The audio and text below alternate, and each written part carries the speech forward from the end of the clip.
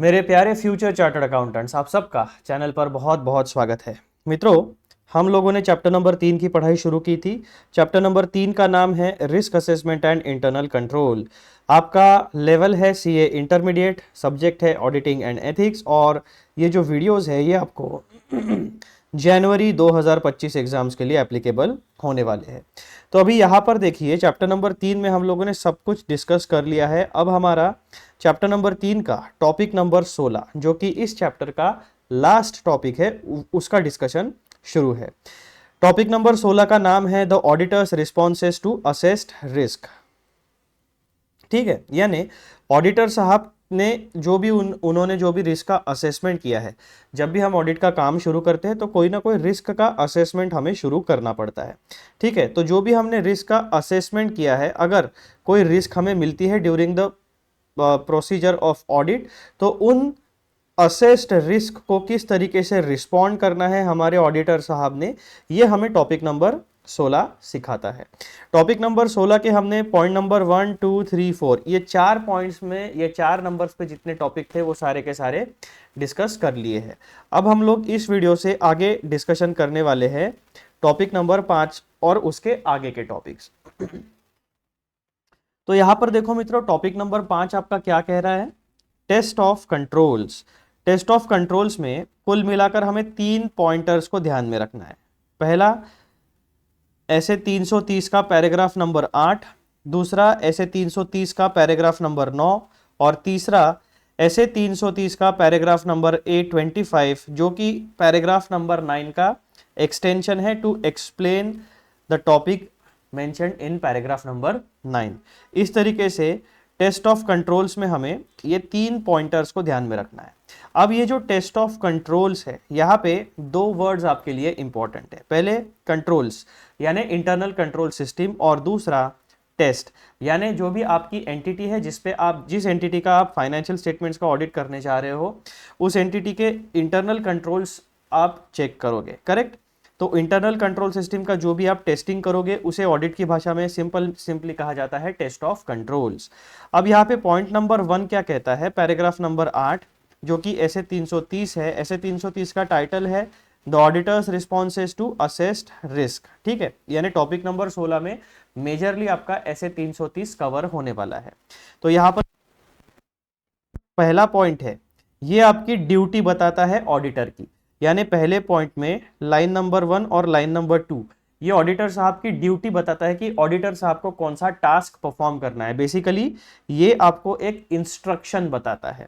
और paragraph number 8 में clause A और क्लॉज बी जो है, वो आपके सामने 2 प्रकार के सिनेरियोज है। अब पैराग्राफ नंबर 8 ये कहता है कि भाई साहब, अगर किसी ऑडिटर साहब के सामने ये सिनेरियो आता है तो उसे इस तरीके के ये इंस्ट्रक्शन फॉलो करना है।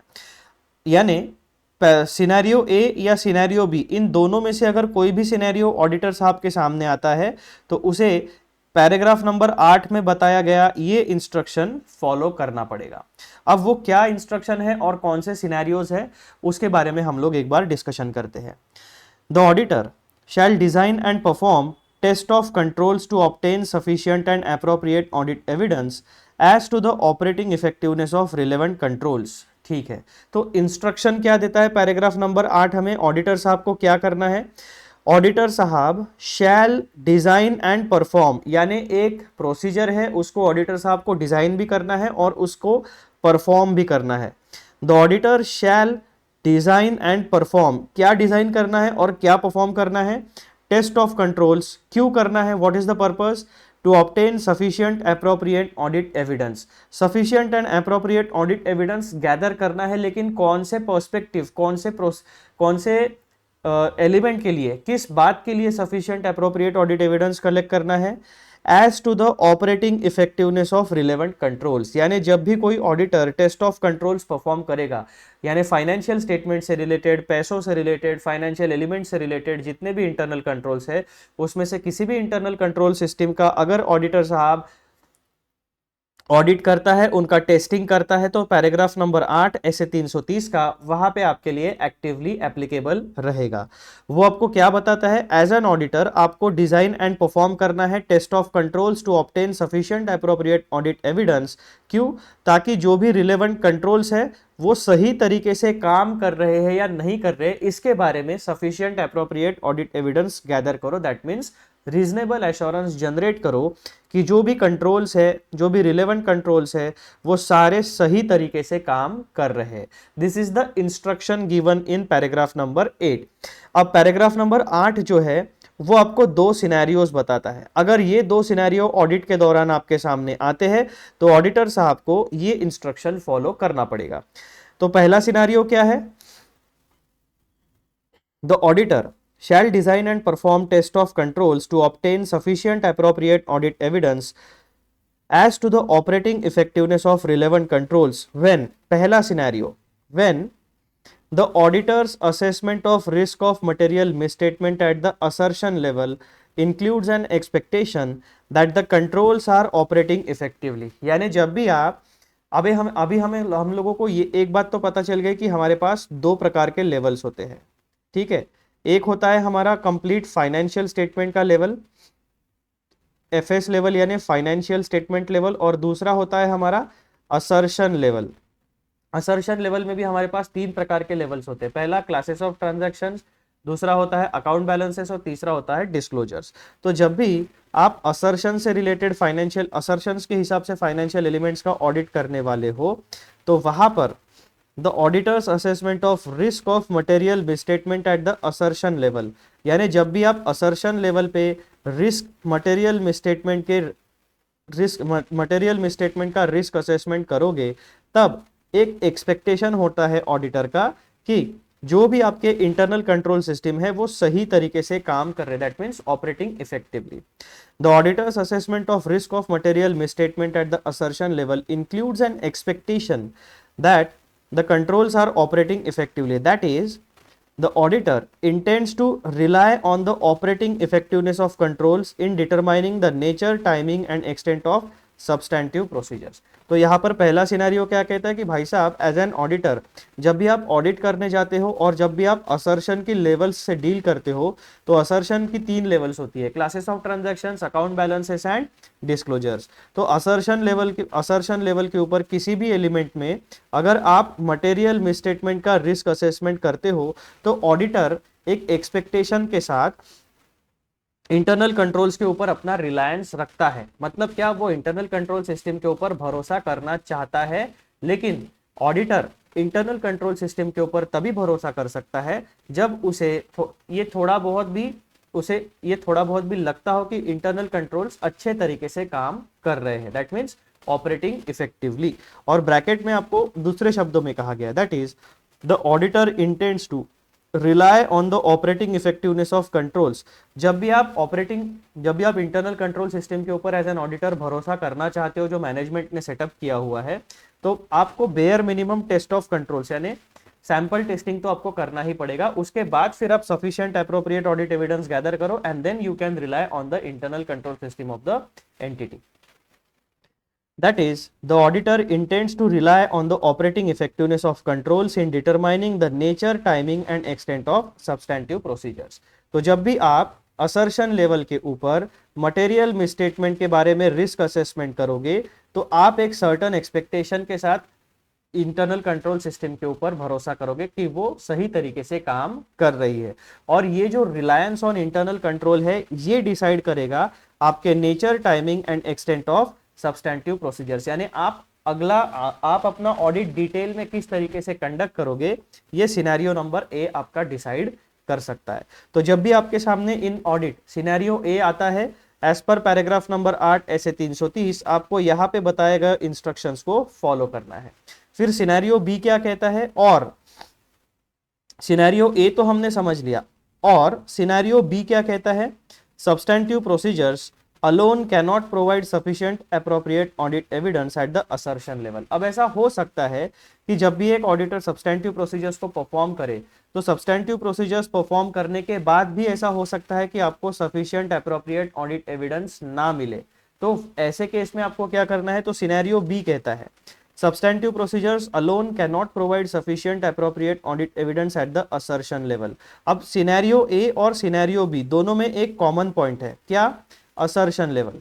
तो पैराग्राफ नंबर 8 जो है वो कंप्लीटली डील करता है आपके असर्शन लेवल वाले सिनेरियोस के साथ। असर्शन में 3 लेवल्स होती है, ये आपको ध्यान में रखना है। सिनेरियो बी क्या कहता है, substantive procedures alone cannot provide sufficient appropriate audit evidence at the assertion level। तो अगर ऐसा सिनेरियो आता है जहां पर सब्सटेंटिव प्रोसीजर्स को परफॉर्म करने के बाद भी किसी ऑडिटर को अगर सफिशिएंट अप्रोप्रिएट ऑडिट एविडेंस ना मिल रहा हो regarding operating effectiveness of the internal controls, तो उसे पैराग्राफ नंबर 8 में बताया गया ये इंस्ट्रक्शन फॉलो करना पड़ेगा। ठीक है, तो सिनेरियो ए और सिनेरियो बी अगर ऑडिटर साहब के सामने आता है, सिनेरियो ए क्या कहता है, सब्सटेंटिव प्रोसीजर्स परफॉर्म करने के बाद भी अगर आप सब्सटेंटिव प्रोसीजर्स परफॉर्म करो, लेकिन उससे पहले बेसिक आपको ये चीज फॉलो कर लेनी है। फिर सब्सटेंटिव प्रोसीजर फॉलो करने के बाद भी अगर असर्शन लेवल पे आपको सफिशिएंट एप्रोप्रिएट ऑडिट एविडेंस नहीं मिल रहा है, तब भी आपको ये वाला इंस्ट्रक्शन फॉलो करना है। और पैराग्राफ 8 क्या कहता है, as an audit the auditor shall design and perform test of controls to obtain sufficient appropriate audit evidence as to the operating effectiveness of relevant controls। इसका सिंपल मतलब है, जब भी कोई ऑडिटर किसी भी इंटरनल कंट्रोल सिस्टम के ऊपर अगर रिलाय करना चाहता है, तो उसे पहले basic sufficient appropriate audit evidence gather करना है रिगार्डिंग कि आप जिस सिस्टम के ऊपर अपना भरोसा रख रहे हो वो सही तरीके से काम कर रही है। दैट मीन्स स्टेप 1 2 3 4 सारी स्टेप्स फॉलो होती है, जो भी डेटा उसमें इनपुट किया जाता है उसका प्रोसेसिंग सही तरीके से होता है, और जो डिजायर्ड आउटपुट है वो डिजायर्ड आउटपुट ही आपको हमेशा मिलता है। This is known as operating effectiveness. तो पैराग्राफ नंबर 8 आपको ये सिनेरियोस के बारे में बताता है जो कि पूरी तरीके से रिलाय करते हैं, रिलेवेंट है असर्शन लेवल के लिए। अब हम लोग आगे बढ़ते हैं और पैराग्राफ नंबर 9 को पढ़ते हैं। पैराग्राफ नंबर 9 क्या कहता है, ऐसे 330 का, in designing and performing test of controls the auditor shall obtain more persuasive audit evidence the greater the reliance the auditor places on the effectiveness of the controls.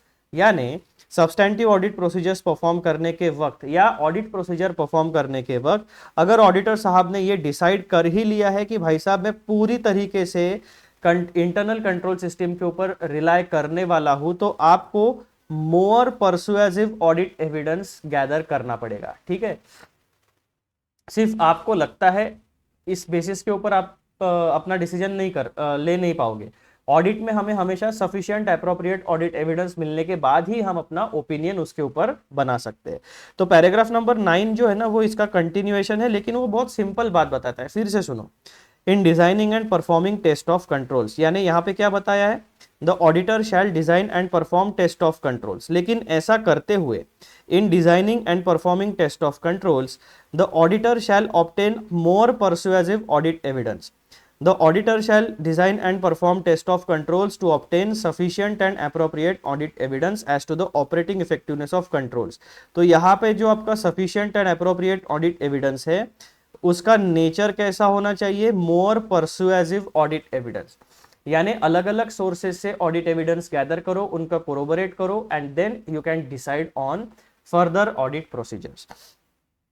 In designing and performing test of controls the auditor shall obtain more persuasive audit evidence the greater the reliance the auditor places on effectiveness of controls। यानी अगर आप internal control system के ऊपर भरोसा करने वाले हो तो भाई साहब जो भी सफिशिएंट एप्रोप्रिएट ऑडिट एविडेंस होगा वो आपका परसुएसिव नेचर का होना चाहिए। अलग अलग सोर्सेज से सेम इंफॉर्मेशन गैदर करो and then you can decide on your further audit procedures. तो ये सिंपल डिस्कशन था पैराग्राफ नंबर 8 और पैराग्राफ नंबर 9 का, जो आपके ऐसे 330 का हिस्सा है। अब यहां पर पैराग्राफ नंबर 825 जो है ये अदर एक्सप्लेनेटरी मटेरियल होता है, इसीलिए उसे जो application and other explanatory material है उसको डिनोट करने के लिए यहाँ पर ए लिखा हुआ होता है। जो रेगुलर पैराग्राफ होते हैं वो डायरेक्ट नंबर रहेंगे, और जो एक्सप्लेनेटरी मटेरियल होता है किसी पैराग्राफ का उसे ऐसे ए से डिनोट किया जाता है स्टैंडर्ड्स ऑन ऑडिटिंग में। तो ये जो पैराग्राफ नंबर 825 है ये आपको पैराग्राफ नंबर 9 के साथ पढ़ना है, यानी पैराग्राफ नंबर 9 का फर्दर एक्सप्लेनेशन पैराग्राफ नंबर 825 में हमें दिया हुआ है। तो वो पॉइंट क्या कहता है देख लो, a higher level of assurance, यानी अभी यहां पर क्या कहा है इन्होंने, मोर परसुएसिव ऑडिट एविडेंस, और यहां पर शुरुआती क्या होती है, a higher level of assurance. पहला पॉइंट क्या कहता है भाई,